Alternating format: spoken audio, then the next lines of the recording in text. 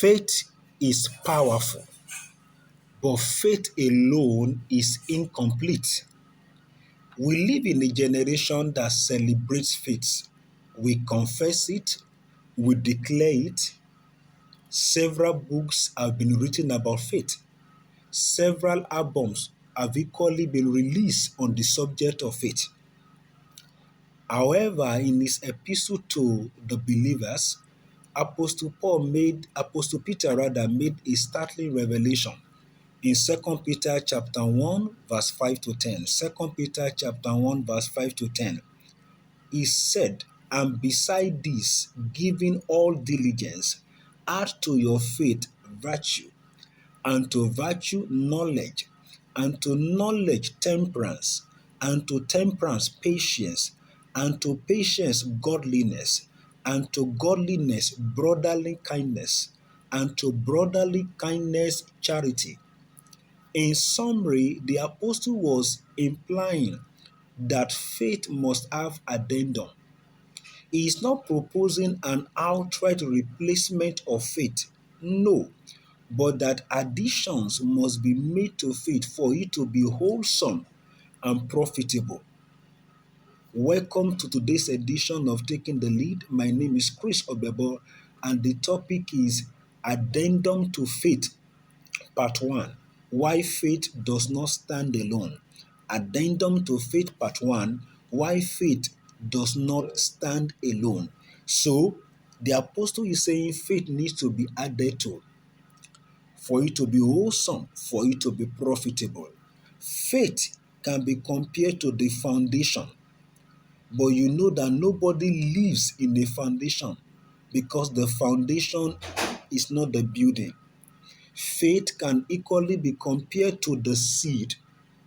However, elementary knowledge of science has proven times without number that in the absence of essentials like water, like air, like sunshine, no matter how productive, how promising a seed is, that seed eventually will die. So today I would be focusing on these addendums to faith. There are 7 of them there, but I will focus on just 4 of them today.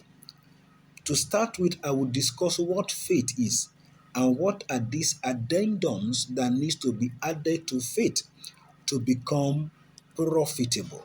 So the first question is, what is faith?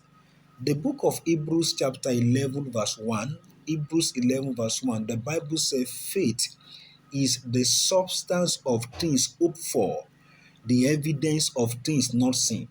From that scriptural passage, it is clear that faith is not wishful thinking. It is a substance.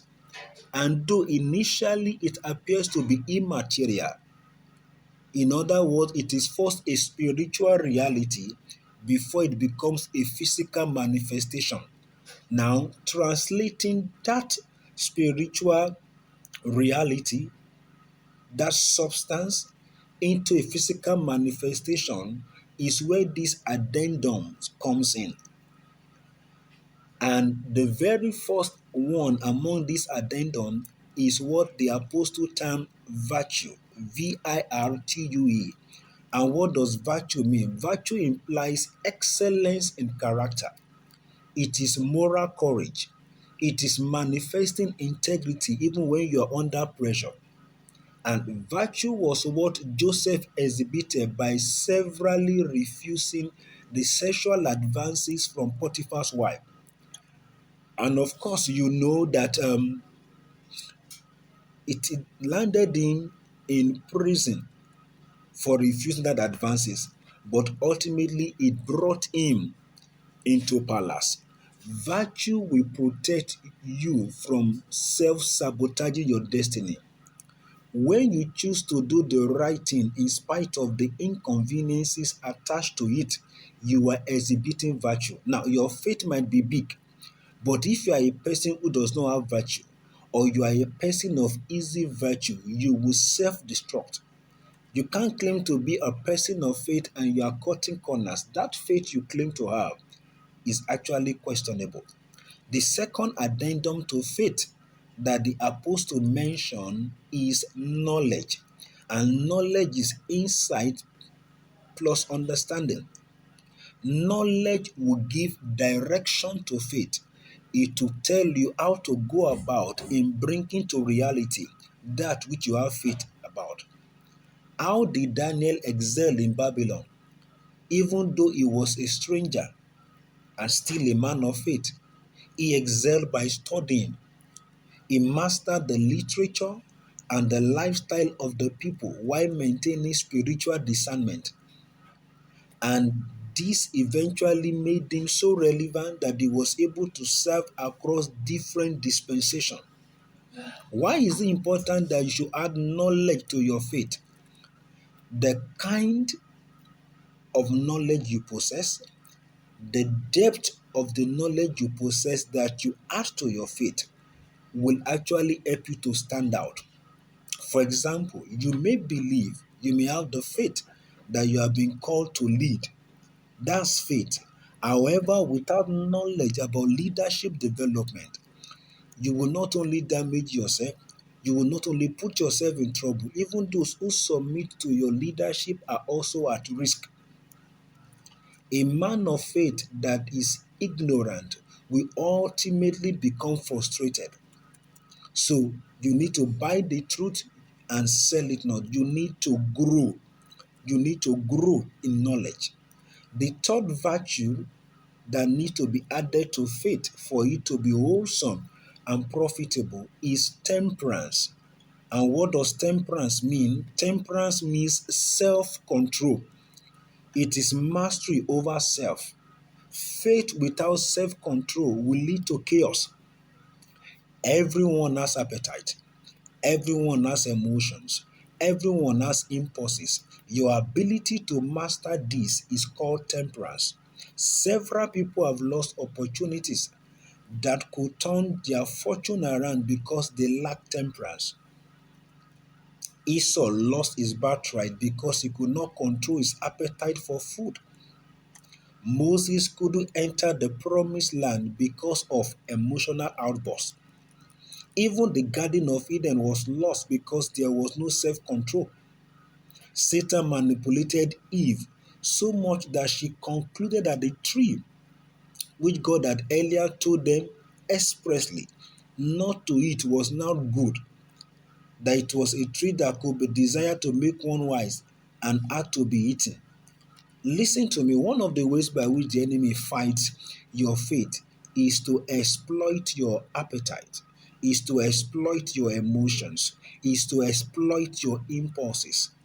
The message of Apostle Paul in 1 Corinthians chapter 9, verse 27 is a statement about temperance. He said, "But I keep under my body and bring it into subjection, lest that by any means, when I have preached to others, I myself should be a castaway." That is the statement about temperance. The fourth addendum that should come along with your faith is patience. For most people, the subject of faith has always been related to actions, actions, and actions only. But that perception is not the true picture, it's not the whole picture. Because faith without patience will lead to premature decisions. The ability to remain consistent through delay is patience. Patience allows faith to mature. Abraham, the father of faith, how did he become the father of faith? By waiting decades for Isaac. That patience turned the promise into a legacy that the world continues to benefit from. You see, patience with faith keeps you committed to a cause, even when the results are not coming. What kept Abraham Lincoln going in spite of repeated electoral defeats before eventually becoming the President of the United States of America? One word: patience. Now, if you have faith in something, then you will need to patiently wait for it. To think that because you have faith in something, you receive a vision, you got a word, you are so convinced about it, and you expect that, oh, that thing will happen overnight, you are really, really joking. If it is something that will endure, you will need to have patience. Be very, very patient till it comes to pass. Now, temperance and faith works hand in hand. Temperance and faith works hand in hand. Now, temperance and patience equally works hand in hand. With temperance, you are able to gain mastery over yourself. With patience, you are able to gain mastery over external realities. With temperance, you are able to deal with your appetite. But with patience, you are able to deal with external realities, with adversity. With temperance, you will not ruin your future. But with patience, you will not abandon or run away from that future. What does Hebrews chapter 10, verse 36 have to say on this topic? For ye have need of patience, that after you have done the will of God, you might receive the promise. So, doing the will of God, which is an action of faith, is on one hand. Receiving the promise as a result of doing that will is on another hand. What connects these two, the will of God and the promise, is actually faith.